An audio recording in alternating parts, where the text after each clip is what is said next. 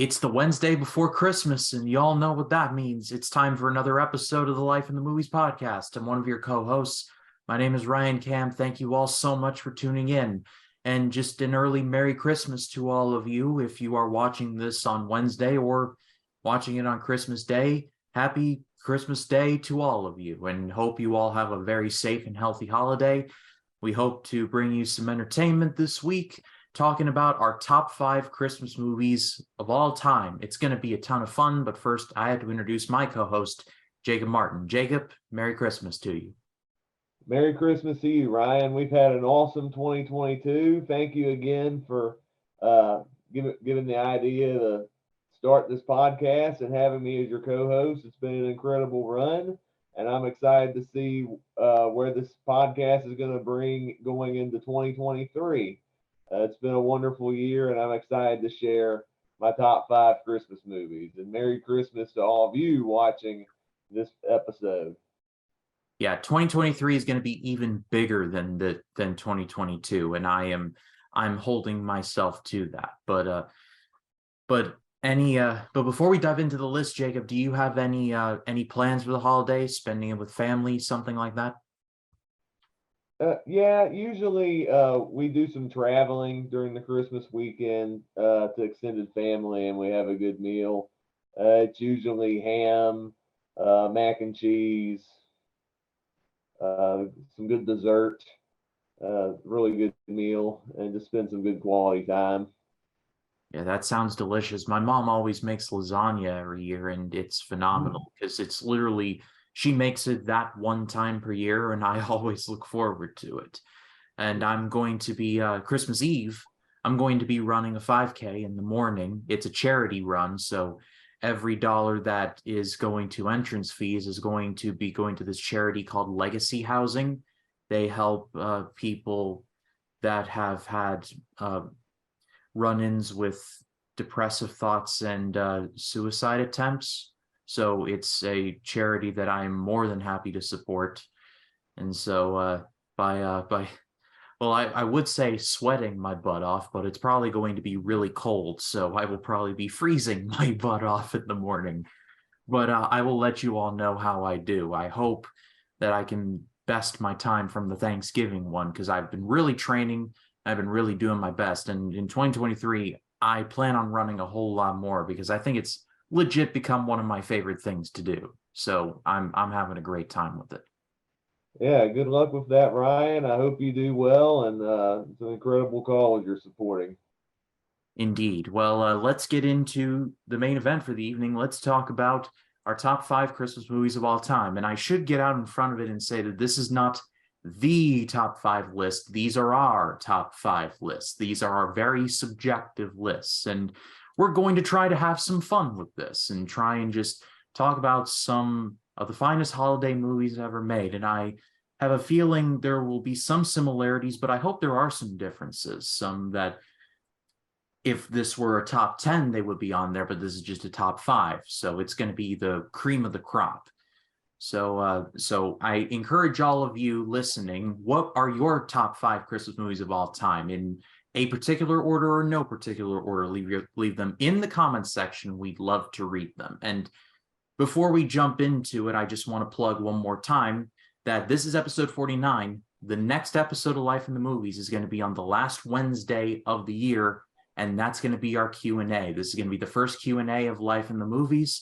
If you want to send us in a question, Jacob and I will be sending out tweets and through Facebook, just calls out for questions for us to talk about on the Q&A episode. So just wanted to get that out of the way. Grandstanding and hot dogging is now done.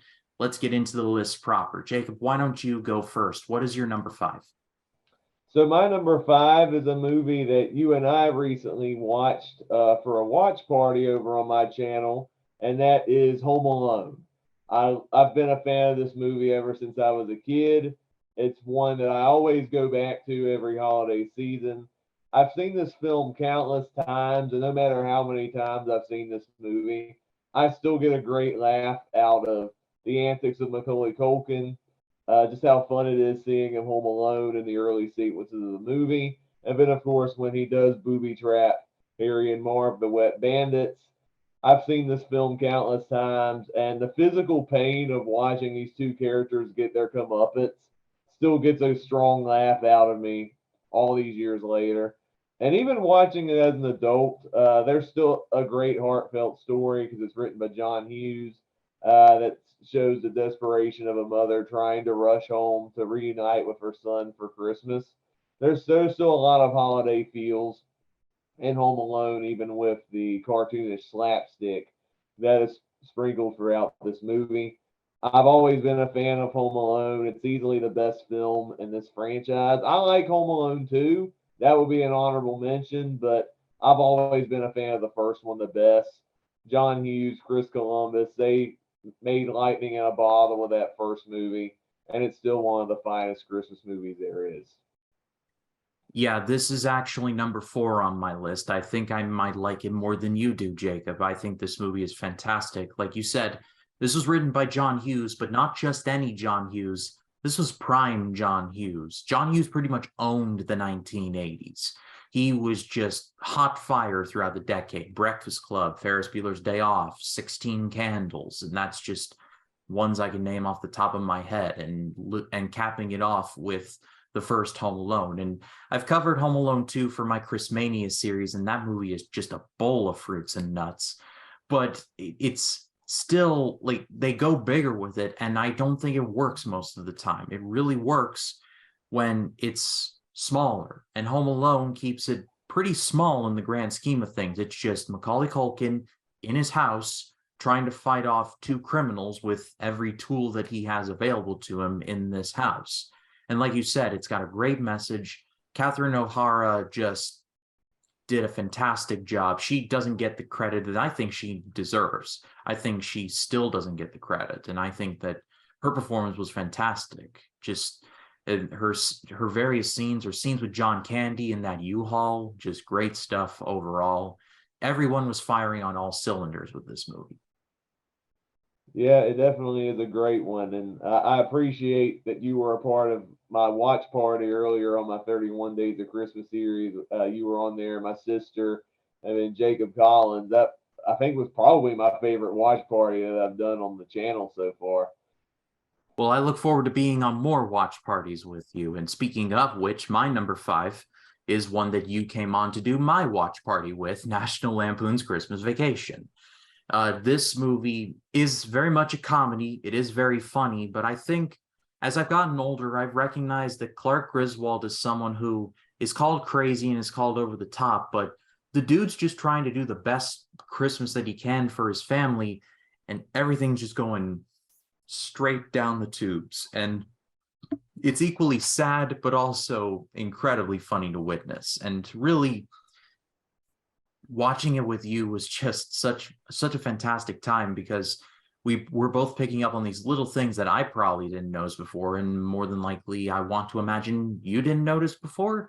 So it was just going to be a great time regardless. But I think this is an all-time best performance from Chevy Chase. Beverly D'Angelo's really good. Just there's so much in Christmas Vacation to talk about, and you could really do it for days, but I'll just leave it off with it's one of the best, and it's only number 5 on my list. Yeah, thank you again, Ryan, for inviting me to that watch party. I had great fun revisiting that movie with you. Sadly, it's not in my top 5, but it is an honorable mention. I do think it's a classic Christmas movie. It's one I revisit every year. Shout out to Randy Quaid, who's absolutely hilarious as Cousin Eddie. I think the bathrobe scene is probably one of the funniest sequences of the entire movie. I do enjoy this one a lot, and thank you again, Ryan, for inviting me to an awesome watch party of it. Oh, I plan on doing a lot more, especially one involving a certain Caped Crusader who is celebrating his 15th anniversary. But we'll cross that bridge when we get there. But what's your number 4? Oh, my number 4. This is the first of two animated movies, which are in my top 5. First off, at number 4 is The Nightmare Before Christmas, directed by Henry Selick and written and produced by Tim Burton. Now, this is a movie I actually never watched as a kid. I don't have the same nostalgia for this movie like so many others do. But even at, I think it was around the time I was in middle or high school when I first watched Nightmare Before Christmas, I still fell in love with this movie. A lot of which had to do with the incredible stop motion animation, whether the world building of Halloween Town and of course Christmas Town, which Christmas I feel like is more of the basis of the story, with Jack Skellington wanting to learn more about Christmas and trying to implement it in his home world, which of course backfires. I like that the movie does balance between being a Halloween movie and a Christmas movie, and it balances the two holidays together to make for a very immersive film. And even though the storytelling is very simplistic, sometimes, actually most times, simplicity I think is the key to making an effective story. And I think it works, I think even double for the Nightmare Before Christmas, because the characters are all memorable. I love the songs from Danny Elfman. The movie is only like 75 minutes long, but it breezes by so quickly, and you still get so much out of the storytelling, the visuals, the music. It's one of the most memorable Christmas movies out there and one of my personal favorites. Yeah, you can't go wrong with Nightmare Before Christmas. It's not on my list, but if I were making a top 10, it certainly would be. But I cannot disagree with any of your points. This is a movie where from what I have researched, this movie didn't really do so hot when it first got released, but it's gotten great legs over time because now it's regarded rightfully as a classic. There's an entire section at most stores I see around this time of year of just Nightmare Before Christmas stuff. So it's like this situation of it was small back then, but it's humongous nowadays. So much so that I don't know if you've ever been to Disney World in Orlando, but in Disney World in Orlando, they revamped the Haunted Mansion ride to Nightmare Before Christmas. That's how big this movie got. And not only that, it accomplishes what it accomplishes in terms of story in less than 90 minutes. That's so incredibly impressive, even by today's standards. Yeah, that it just adds to how good of a movie it is. You can tell a fulfilling story and only do it in just over an hour and 15 minutes. Uh, Very effective storytelling that way. Absolutely. And I think it's a pretty underrated romance between Jack and Sally. I don't think that one gets talked about nearly enough. And whenever they're on screen together, my heart grows three sizes for these lumps of clay because they're lumps of clay, but I feel so happy for them whenever they get together. Yeah, I agree. So my number four is Home Alone, and we've already discussed that one. I mean, I don't think I can add too much to it. So what is your number three?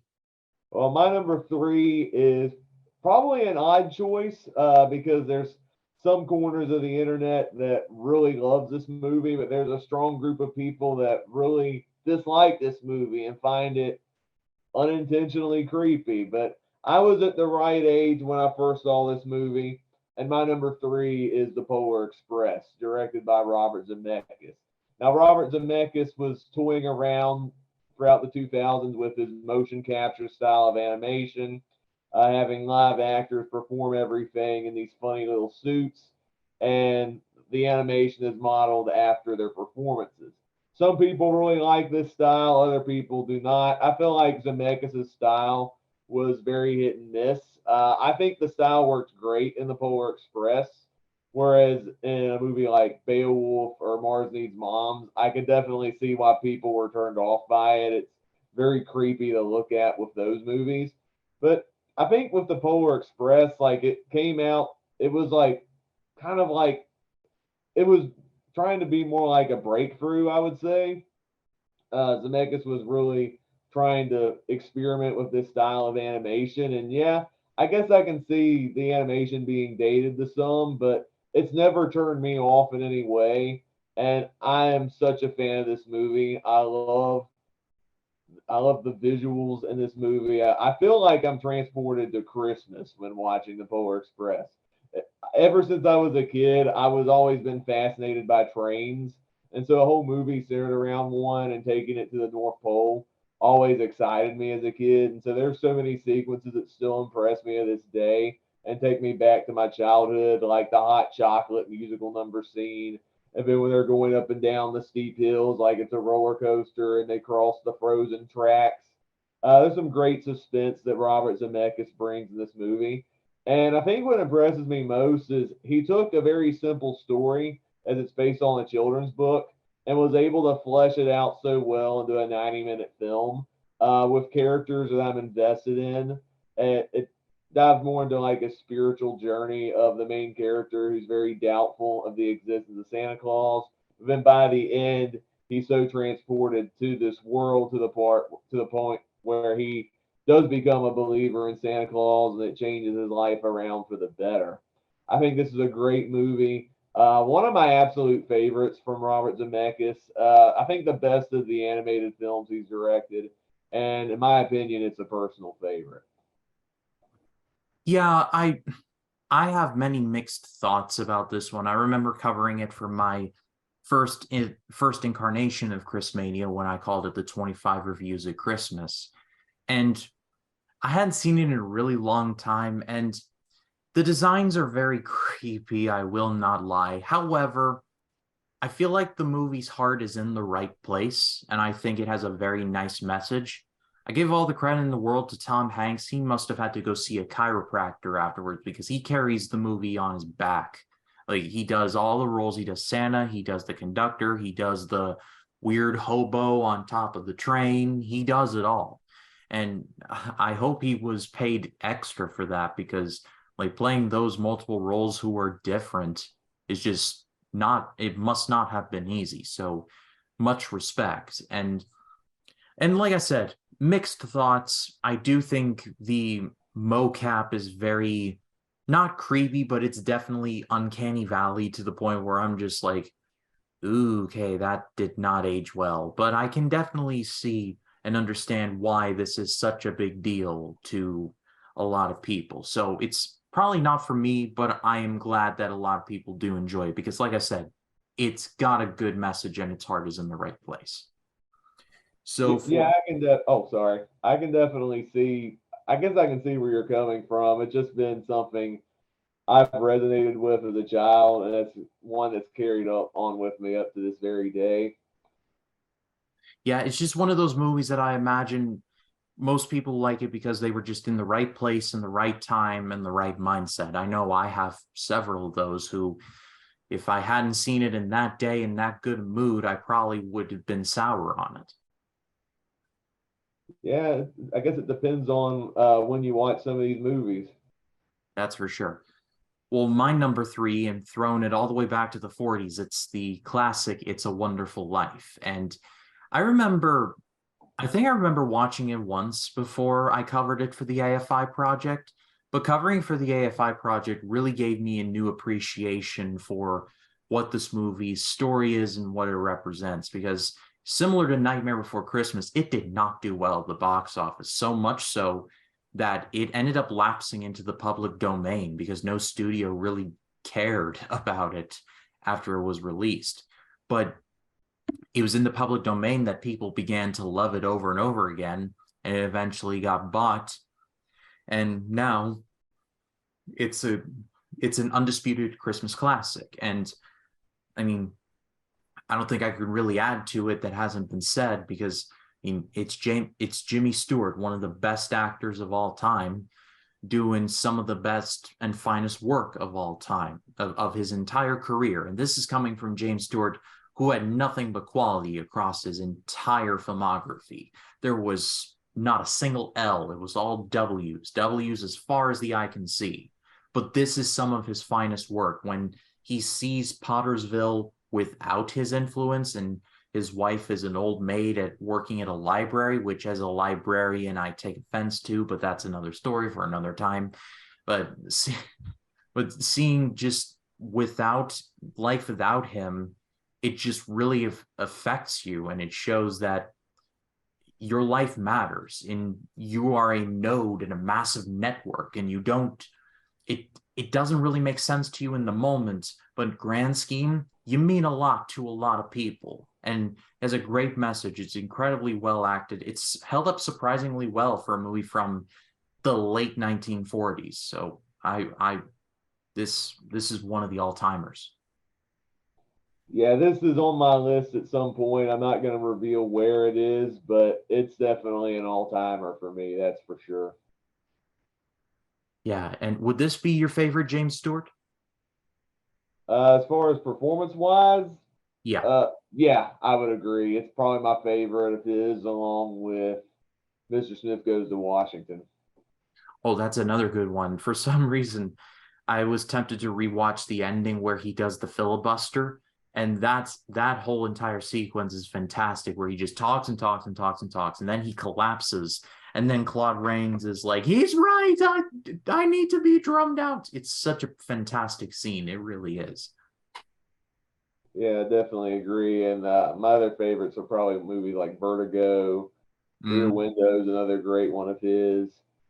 And another one I'm a fan of from Jimmy Stewart. One of his final roles, he starred in The Shootist, which was a movie that was John Wayne's last movie. He has a great supporting role in there. If you haven't seen it, Heard of it? I've never seen it, but I have heard good things. all right. So we're on number two, right? That was my three, so it is now your two. My number two. We're going to 1947 on my number two, and that is the original Miracle on 34th Street. And this is a movie that I recently covered once again on my 31 Days of Christmas series.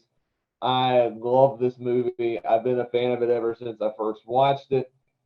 Edmund Gwynn is fantastic as Kris Kringle. Like he definitely embodies the spirit of Santa Claus in a way that no other actor ever could. I love the physical resemblance that he brought to the character, where he looks like what people expect when you think of Santa Claus, and he has all the mannerisms that you hear about when you think of the Santa Claus legend, and he does it in such an endearing way. This is also one of the best written scripts, I think, in a Christmas film. It was written and directed by George Seaton. I'm not as familiar with some of the other works he's done, but he did a fantastic job with this movie because he did a great job with like getting you so engaged in the storytelling, and as far fetched and ridiculous as the story gets, he still packs such a punch in the script to where you're so invested in a ridiculous story as whether or not this guy is the actual Kris Kringle or whether he's a crazy mental patient, and is this trial really worth it or not? Even the courtroom drama stuff, which I'm a sucker for, is done so expertly well in this movie because of how well written it is and how engaging and entertaining the narrative is at the same time. I also got a special shout out to Natalie Wood as Susan, the kid in the film. I think she's terrific, along with Maureen O'Hara as her skeptical, cynical mother. I've been a fan of this movie. It's so entertaining to watch. Has a lot of hilarious stuff sprinkled throughout it, and it has a really great, powerful message on belief and the Christmas magic, which comes in very unexpected ways. So I'm a fan of this movie, one of my all-time favorites, and it's my number two Christmas movie of all time.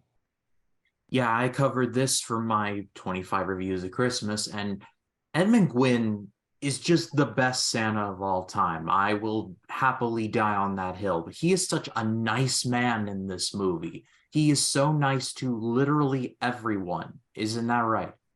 Yeah, everybody, like even to people you least expect it. Like I think there's the girl at the beginning of the movie who's from a different country and she doesn't speak English that much, and they're like, "Oh, can there's no way you can talk to this girl. She speaks in a different language." And he's like, "Oh," and he speaks in the Dutch language, and he makes the little girl happy, and it's like one of the sweetest moments you'll ever see.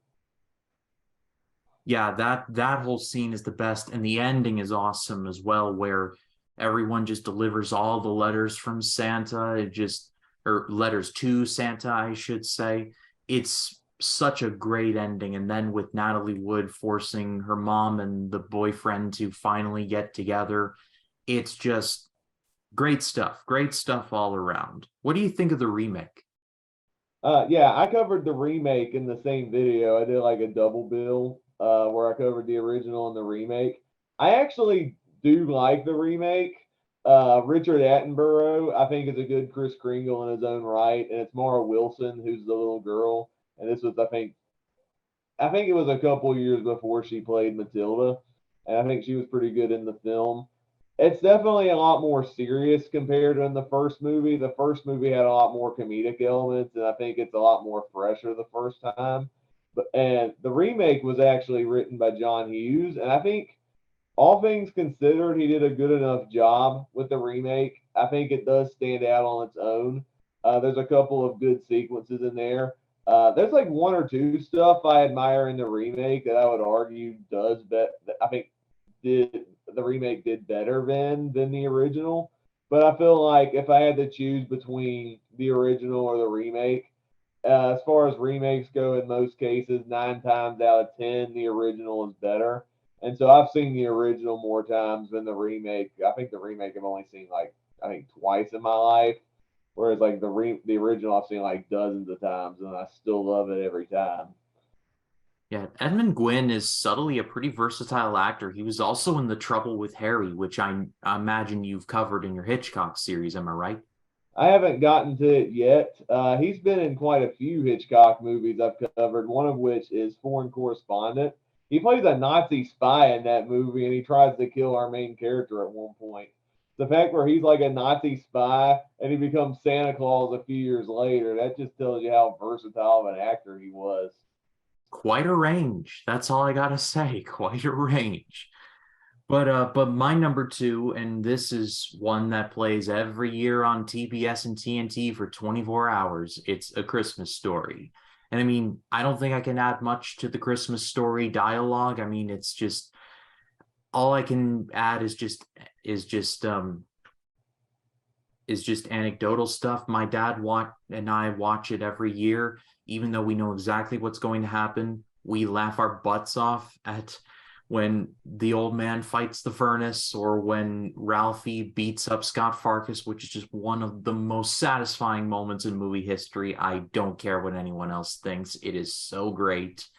And just it's such it's such a great movie with so many little moments of just awesomeness that it does, even though the movie takes place in the 40s, people can still relate to it like years afterwards. It's just one of those movies that I think has become timeless at this point, if that is fair to say.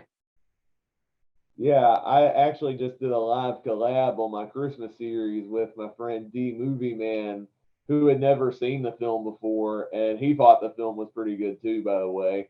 I enjoy A Christmas Story as well. Unfortunately, it's not in my top five, but it is an honorable mention. It's like I'd say if I had to do a top 10, it's like 7 or 8 on my ranking. It's still a great movie. There's a lot of iconic moments in there. It is a very timeless story. And I feel like of all the Christmas movies that we've covered on this podcast, I think A Christmas Story is probably, along with The Polar Express, one of the finest movies that capture the heart and magic of Christmas in the eyes of a child.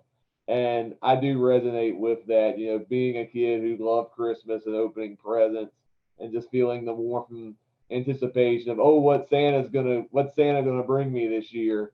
A Christmas Story is like one of the best representations of that.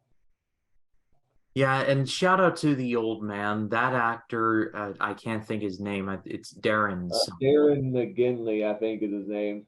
Thank you, Darren McGinley. He is so awesome in that. I remember researching for 25 Reviews of Christmas.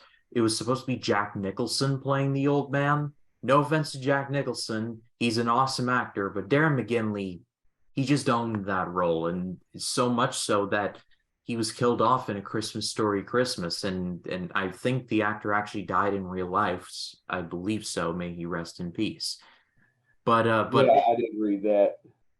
but so many just little moments of him, just like when his wife gets him the bowling ball and he just sits in his lap and he's like, oh, and he's like, thanks a lot. Like, it's such a funny moment to me. And then when the Bumpus Hounds all get in there and eat all the turkey and he runs out and he's like, yeah, Santa.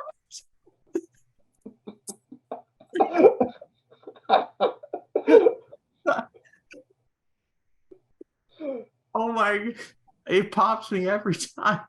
He's so looking forward to that turkey, and it's just all gone. And then they end up going to a Chinese restaurant for Christmas dinner, which I'm sure might have been good, but I it must have stung. That's all I gotta say. Yeah. Yeah, I knew about Jack Nicholson almost getting the role of the old man, and I'm kind of excited. I'm kind of intrigued by what he would have brought to the role, but at the same time, people knew him best at the time for being in The Shining. And so I think a lot of people would be creeped out by him playing the old man. And I think this actor, Darren, I think did a better job of being the over the top bonkers character, but still having a heart of gold at the same time. Whereas Jack Nicholson might have taken the material and made it come off unintentionally creepy. Yeah, and the last time Jack Nicholson played an old man in anything in the '80s was The Shining, and we all know how that ended. Yeah. So, what is your number one? Well, I alluded to this earlier. It was your number three movie, your number three Christmas movie. My number one is It's a Wonderful Life from 1946, directed by Frank Capra, who was one of the best filmmakers during that era. Uh, I also love, Mr. Smith Goes to Washington. You Can't Take It With You, which won Best Picture. Arsenic and Old Lace, great dark comedy, but of all his movies, the one I keep going back to the most is It's a Wonderful Life. And I think of all of the movies we've discussed, this transcends, I think, being a Christmas movie, as the Christmas elements are only in like the last like 30 to 45 minutes of this movie. The rest of the movie is just a character study on Jimmy Stewart's George Bailey character, who's somebody who has a lot of dreams, he has a lot of aspirations, but there's a lot of obstacles in his way, and every time he thinks he's going big, it a stumbling block happens, and he feels like he's fallen short in a lot of ways, and there's so many different scenarios that really mess with him, and he thinks he's done nothing in his life that he had originally dreamed of, and you do feel bad for him in so many regards. But like you brought up earlier, I love the message and the finale of this movie where he got to see that reality of what it would be like if he had not existed, and the whole message of you never know what you're going to do to impact somebody. And George definitely learned that the hard way. Like one of the most profound, chilling sequences of the movie is near the end when he's at the grave site and he learns that, because he was never born, he never saved his younger brother at such a young age. And since he never saved his brother never saved those soldiers in the war, and he realizes there's like a little trickle effect there, that you never know what one person could do to better improve the lives of others, and he learns that in that situation. And I gotta say, the ending, the final 10 minutes, is one of the best endings I've ever seen, where he does realize the value of his life, and he runs home and he goes, "Hey, Merry Christmas, Emporium, building and loan." He has the excitingness again, that passion again, and he reunites with his family. And then we find out that all the town comes together and helps raise all the money that was lost and stolen.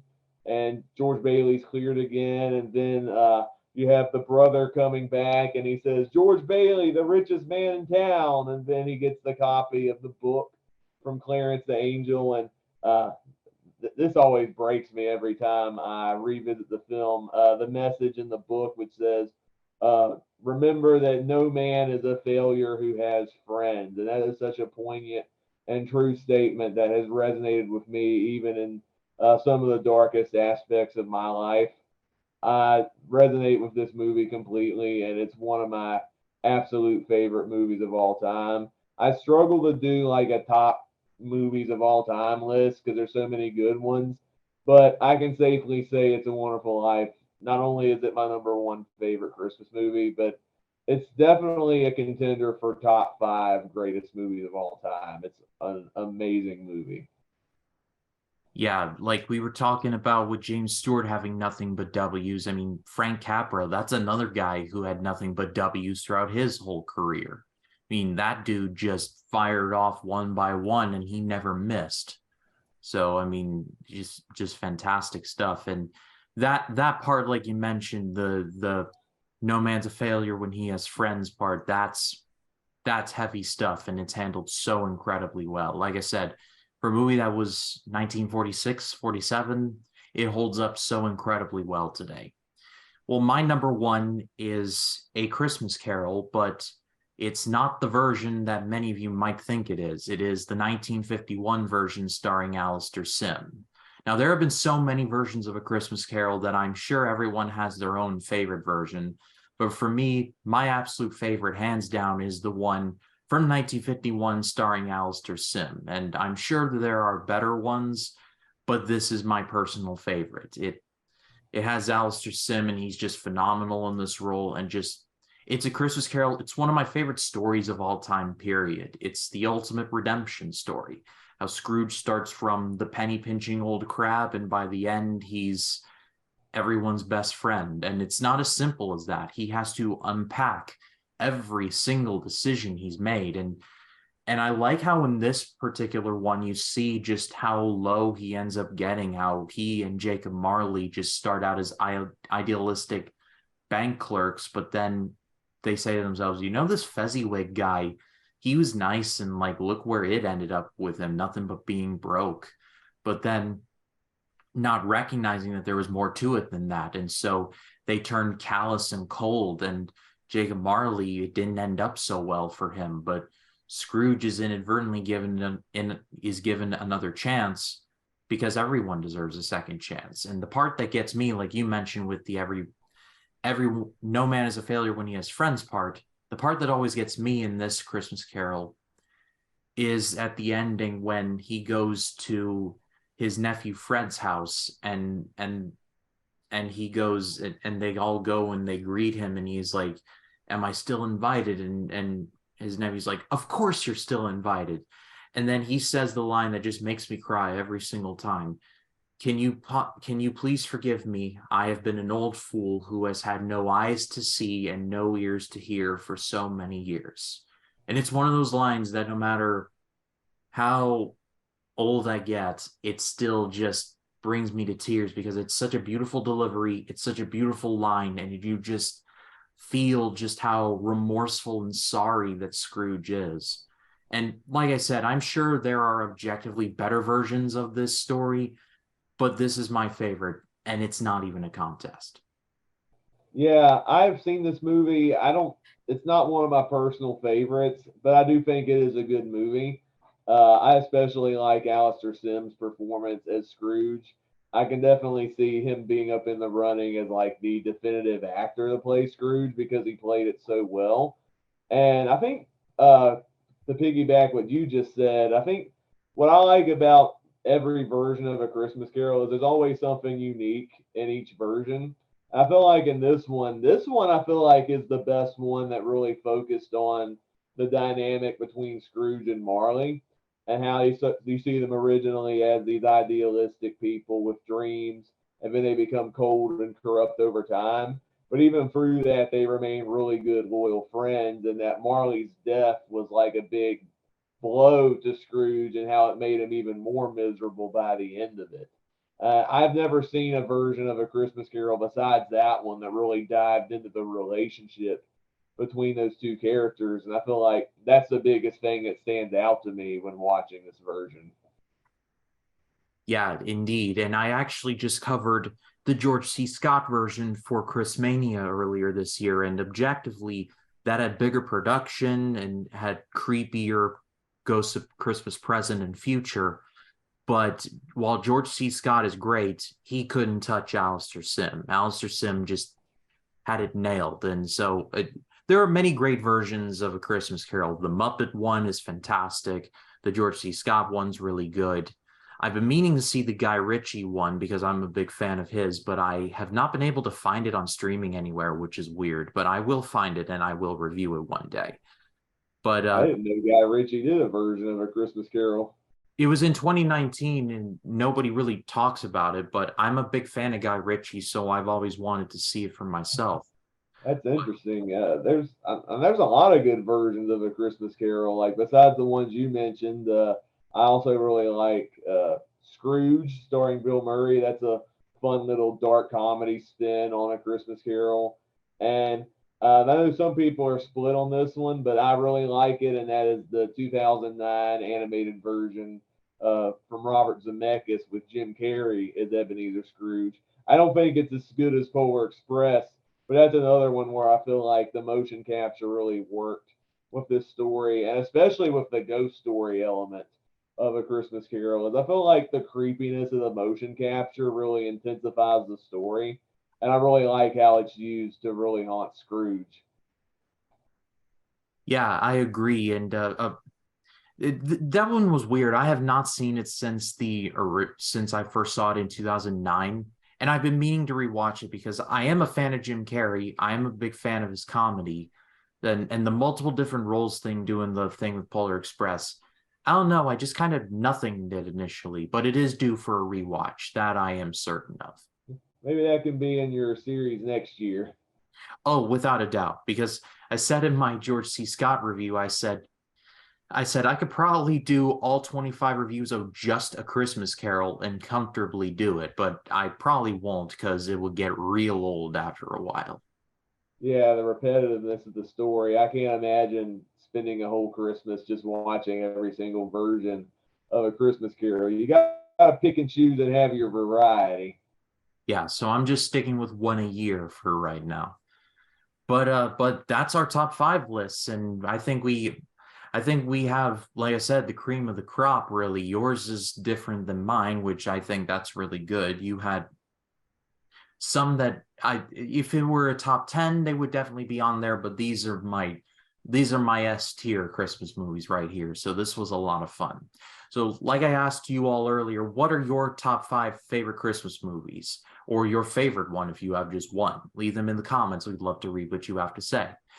And that is episode 49 in the books. Thank you all so much for watching. Also, like I said, episode 50 is going to be our Q&A episode. So Jacob and I will be sending out posts saying, hey, send us your questions, and we will be answering them. And it's going to be a lot of fun. But Jacob, thank you. It is a privilege as always. I hope you have a great Christmas, my friend. I know your 31 days of Christmas is still going on. Why don't you tell everyone about it? Yes. Well, first off, Ryan, I hope you and your family have a wonderful Christmas and it goes over very well. As far as my 31 Days of Christmas series goes, let's see. I just did a live stream collab with my friend movie Man for the first time on my channel where we covered A Christmas Story. Other ones I got coming up this week, I'll be covering the new Disney Plus series, The Santa Clauses, with Tim Allen reprising his role as Scott Calvin. I got a review of Babes in Toyland coming up, the 1961 Disney film. Also got a live collab coming up with my friend Blacktastic Media, where we'll be covering the 2016 comedy Almost Christmas. And then wrapping up my 31 Days of Christmas series, I'll be covering Rudolph and Frosty's Christmas in July, a very bizarre Rankin Bass feature length film with Rudolph and Frosty collabing together. It's a very weird movie. And then I got other collabs coming up. I got Stephanie from I'll Buy the Popcorn joining me for a collab on the movie Love Actually, which will be a first time watch for me. And then I'll have a collab with GR from Cinematic Tendency, where we'll be covering Mel Gibson's Christmas film from 2020, Fat Man. So that's just some of the upcoming stuff your way on coming my way on the 31 Days of Christmas series. Another thing to mention, I just hit 700 subscribers on my YouTube channel. So major thanks to all who got me to this milestone. When I started my channel 4 years ago, I did not think I would get to 700 subscribers, and the fact that my channel keeps growing is just a blessing in itself. This Thursday, I'll actually be doing a 700 subscriber Q&A.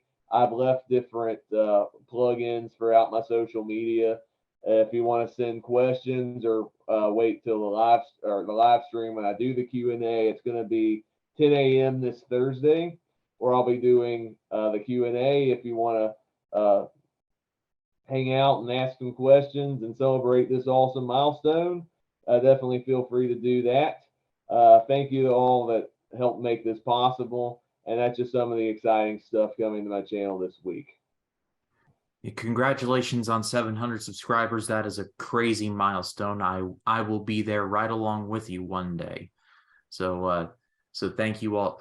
So thank you all for subscribing to Jacob. He's got a great channel. It will be linked in the description. Go give him a subscribe. Let's get him to 800 subscribers, shall we? Let's get him to 1,000. Let's be ambitious about it. But thank you all so much for watching. As far as this channel goes, we'll be nearing the end of Christmania for 2022. For the conclusion of that, I'm recording this on Monday the 19th, which means that my review for Love Actually is now live. You should go and check that out. The 20th will be my review for the underrated Queen Latifah film Last Holiday. The 21st will be A Christmas Tale, a French Christmas movie, which should be interesting. 22nd will be The Man Who Invented Christmas, starring Dan Stevens. The 23rd will be Office Christmas Party from 2016. The 24th will be Klaus, the Netflix film, and the 25th will be 8-Bit Christmas from 2021. That was on HBO Max. Before I do a big 10 best and worst and over-under video for 2022, I am going to be uploading a big cinema catch-up video on uploading reviews to movies I have not reviewed yet, but I want to make it into a big old video just so I have it on the channel before I make that list. So that is coming very soon, and end of the year stuff, and it's a lot, but it is a lot of fun. So stay tuned for all of that, and thank you all so much for watching. That's Jacob Martin. My name is Ryan Cam. We will see you in the next one. You take care and have a Merry, Merry, Merry Christmas.